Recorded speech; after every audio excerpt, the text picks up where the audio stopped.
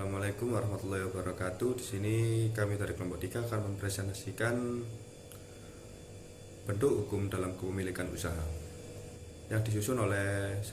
Sarah Ayu Aristawati dengan nomor NIM 2103011155, 2. Mario Ardianto 2103011156, yang ketiga Putri Zara Al-Karimah 2103011157, yang keempat Feni Dwi Anggraini 2103011161, yang kelima saya sendiri Muhammad Bagus Ismi Syarif NIM 2103011183, dan yang terakhir Muhammad Ridwan Bagas Saputra dengan nomor NIM 2103011188. Pengertian badan usaha. Pengertian badan usaha sendiri adalah sebuah organisasi kesatuan yuridis, hukum, teknis, dan ekonomi yang bertujuan untuk mencari laba atau keuntungan dan juga memberikan layanan pada masyarakat. Badan usaha seringkali disamakan dengan perusahaan walaupun pada kenyataannya tetap memiliki perbedaan. Perbedaan utamanya badan usaha merupakan suatu lembaga, sedangkan perusahaan merupakan tempat di mana badan usaha tersebut mengelola berbagai faktor produksi. Untuk pengertian perusahaan perseorangan. Perusahaan perseorangan adalah suatu perusahaan atau bisnis yang dimiliki oleh pemilik tunggal, sedangkan pengusaha perorangan adalah pemilik dari suatu perusahaan perseorangan yang memiliki kendali penuh terhadap bisnis tersebut. Perusahaan perseorangan juga adalah bentuk usaha tidak berbadan hukum. Dalam hukum positif Indonesia belum ditemukan satupun aturan hukum yang mengatur secara khusus tentang badan usaha perseorangan. Berikut kelebihan dan kekurangan perusahaan perseorangan. Untuk kelebihan sendiri, untuk yang pertama, 1. Dikenakan pajak. 2. Pemilik masuk dalam bagian manajemen usaha. 3. Biaya manajemen rendah, dan lain-lain. Untuk kekurangan tersendiri adalah yang pertama, tanggung jawab pemilik tidak terbatas. 2. Sumber modal yang terbatas. 3. Manajemen mudah terganggu. Assalamualaikum warahmatullahi wabarakatuh. Perkenalkan, nama saya Sarah Esawati, NIM 20301155. Saya dari kelas 3D pagi. Di sini saya akan menjelaskan tentang perusahaan kemitraan, yaitu suatu bisnis yang mana terdapat suatu perjanjian formal yang terjadi di antara dua orang atau lebih yang dibuat dan disepakati untuk menjalankan bisnis dan jadi rekan pemilik bersama. Perusahaan kemitraan terbagi menjadi dua bentuk. Yang pertama, firma. Firma itu persekutuan untuk menjalankan usaha antara dua orang atau lebih dengan satu nama untuk bersama, di mana tanggung jawab anggota tak terbatas terhadap resiko dan hutang perusahaan jaminannya seluruh harta kekayaan yang dimiliki oleh masing-masing anggota, tetapi jika mendapat keuntungan atau rugi juga akan dibagi bersama. Lalu syarat dalam mendirikan firma: 1. Didirikan oleh minimal 2 orang. 2. Menentukan nama yang akan dipakai dan berdasarkan 3. Mempunyai badan pengurus dan anggota yang aktif terlibat. Lalu menurut pasal 16 dan pasal 18 KUHD dari Kementerian Keuangan, perseroan firma adalah tiap-tiap perseroan yang didirikan untuk menjalankan suatu perusahaan atau bisnis di bawah satu nama bersama, di mana setiap anggotanya langsung mendapatkan tanggung jawab sepenuhnya terhadap segala tindakan yang diadakan dengan orang-orang ketiga. Kelebihan dari firma: 1. Jumlah modal yang bisa didapatkan jauh lebih besar dari milik perseroan. 2. Modal awal yang cukup besar bisa digunakan untuk mencari kredit. 3. Prosedur pendirian badan usaha firma juga bisa dibilang cenderung lebih mudah. Lalu ada kekurangan dari firma: 1. Setiap anggota firma memiliki tanggung jawab terhadap hutang firma. 2. Tidak adanya pemisah antara hak kepemilikan dengan aset milik perusahaan. 3. Kelangsungan hidup perusahaan kurang terjamin. Lalu yang kedua, persekutuan komanditer atau PC, perseroan yang didirikan untuk menjalankan suatu perusahaan yang dibentuk oleh satu orang atau lebih sebagai pihak yang bertanggung jawab dan satu orang atau lebih sebagai pihak lain yang mempercayakan uangnya. Lalu ada kelebihan CV. 1. Proses pendiriannya relatif mudah. 2. Lebih mudah mendapatkan modal dari internal. 3. Memiliki kepastian hukum sebagai badan usaha. Kekurangan CV. 1. Sebagian sekutu memiliki tanggung jawab yang lebih besar. 2. Kemajuan atau kemunduran CV bergantung pada sekutu aktif. 3. Modal susah ditarik kembali. Bentuk hukum CV. 1. Kitab Undang-Undang Hukum Dagang atau KUHD pasal 19, 20, dan 21. 2. Peraturan Menteri Hukum dan Hak Asasi Manusia nomor 17 tahun 2018. 3. KUHD pasal 21. 4. Kitab Undang-Undang Hukum Perdata atau KUH per pasal 1647 dan 1649. 5. KUH per pasal 1651. Sekian dari penjelasan saya. Assalamualaikum warahmatullahi wabarakatuh. Koperasi adalah sebuah organisasi ekonomi yang dimiliki dan dioperasikan oleh orang-orang yang memenuhi kepentingan bersama di bidang ekonomi. Ciri khas koperasi ialah melandaskan kegiatan berdasar prinsip gerakan ekonomi rakyat yang berdasar atas kekeluargaan.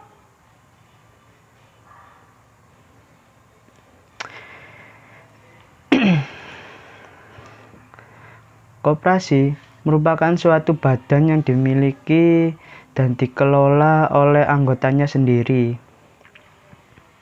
Selain itu, koperasi dapat didirikan secara perorangan maupun badan hukum koperasi. Badan usaha ini mengumpulkan dana dari para anggotanya sebagai modal dalam menjalankan usaha sesuai aspirasi dan kebutuhan bersama di bidang ekonomi.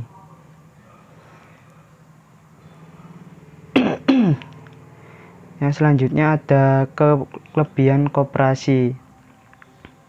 Yang pertama, prinsip pengelolaan bertujuan untuk memupuk laba untuk kepentingan anggota.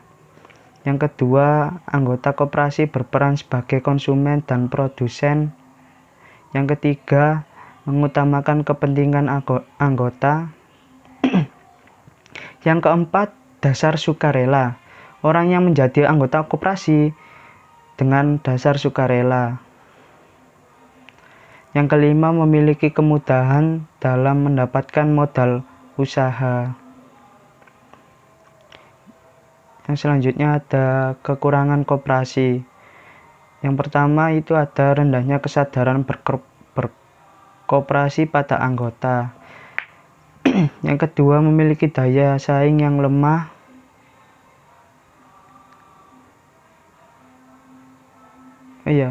Rendahnya kesadaran berkoperasi pada anggota itu maksudnya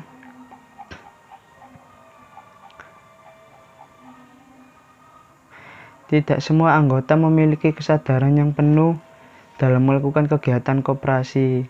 Misalnya itu seperti tidak menyetorkan iuran wajib dan tidak menjalankan kewajiban dan haknya dalam melakukan kegiatan koperasi tersebut. Yang kedua itu ada memiliki daya saing yang lemah gitu.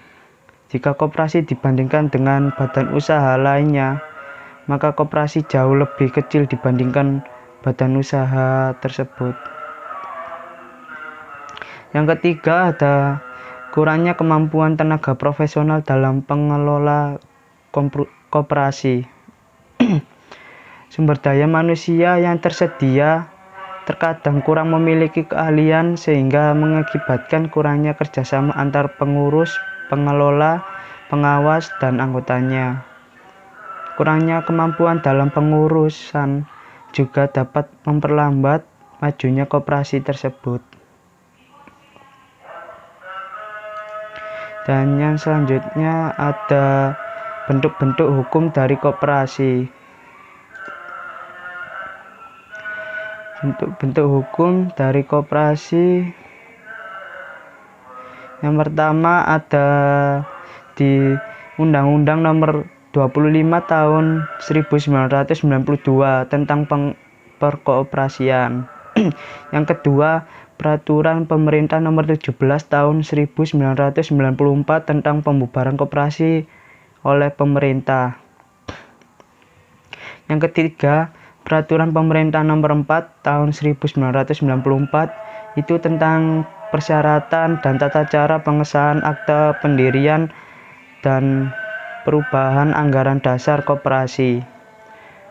Yang keempat itu Peraturan Pemerintah Nomor 9 Tahun 1995 tentang pelaksanaan kegiatan usaha simpan pinjam oleh koperasi. Dan yang terakhir ada Peraturan Pemerintah Nomor 33 Tahun 1998 tentang modal penyetoran pada koperasi. Saya akan melanjutkan dari presentasi Mas Mario. Untuk sebelumnya, perkenalkan, nama saya Muhammad Ridwan Bagas Saputra, bisa dipanggil Ridwan atau Duan. NIM saya 210301188. Perseroan terbatas. Perseroan terbatas merupakan usaha terbentuk badan hukum resmi yang kepemilikannya dinyatakan dengan saham. Bentuk ini memberikan kesempatan pada masyarakat luas untuk menyertakan modal ke dalam bisnis. Dengan cara membeli saham yang dikeluarkan oleh perusahaan tersebut, untuk mendirikan perusahaan terbatas dibutuhkan akta resmi yang dibuat di depan notaris. Akta tersebut menyantumkan antara lain nama perusahaan, modal bidang usaha, dan yang terakhir alamat perusahaan. Akta tersebut kemudian disahkan oleh Kementerian Hukum dan HAM. Seperti halnya badan usaha yang lain, perseroan terbatas juga memiliki kelebihan dan kekurangan. Untuk yang pertama, kelebihannya, modal yang dikumpulkan lebih besar, yaitu melalui penjualan saham. Yang kedua, lebih mudah untuk melakukan perluasan usaha.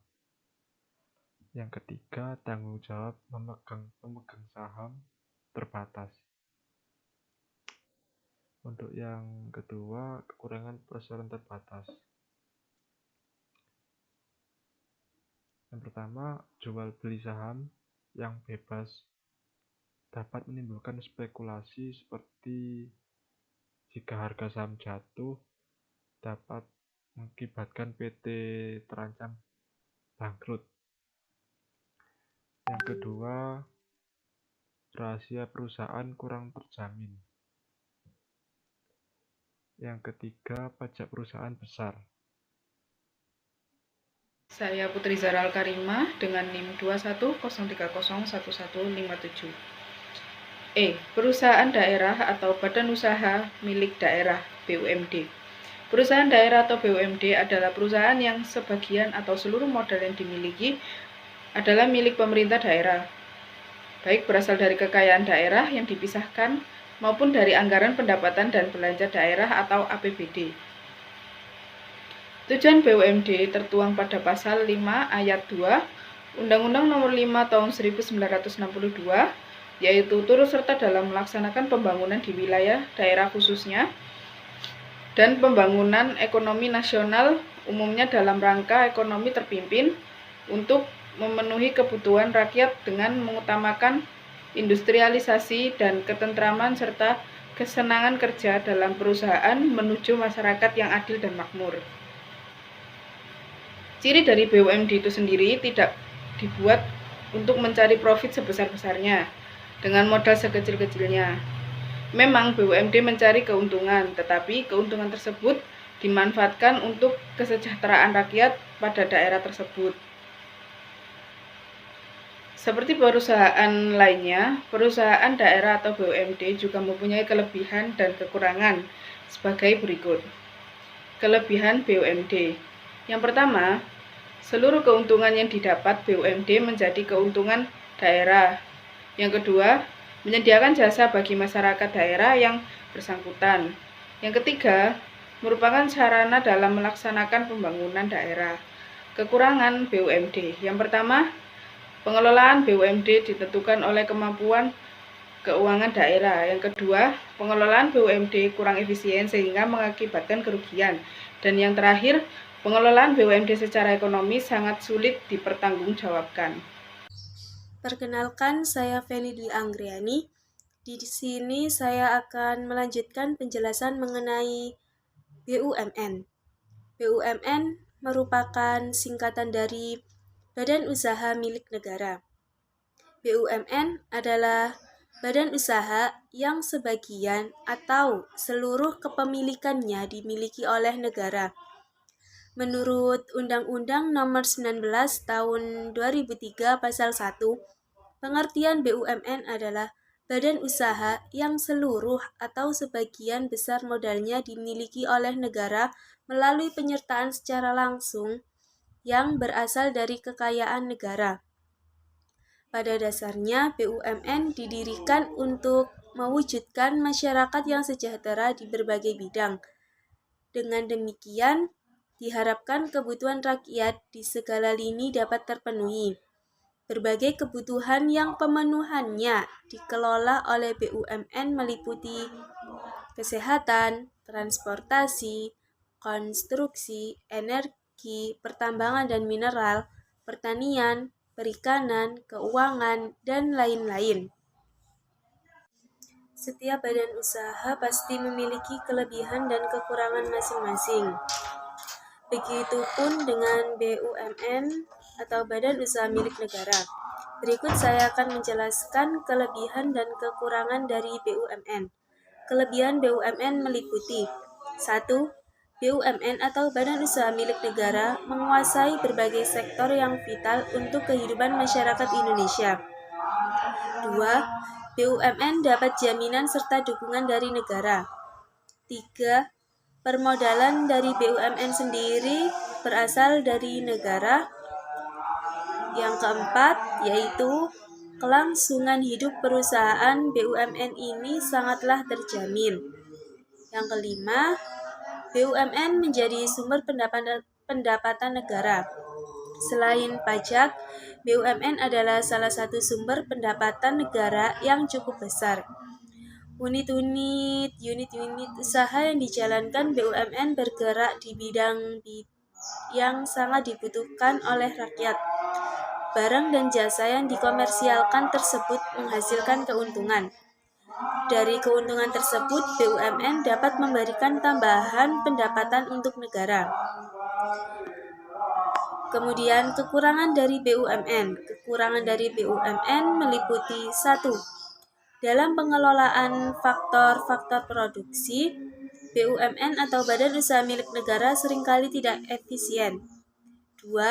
Manajemen BUMN sekarang ini terlihat tidak profesional. Yang ketiga, BUMN seringkali menimbulkan monopoli atas sektor-sektor vital.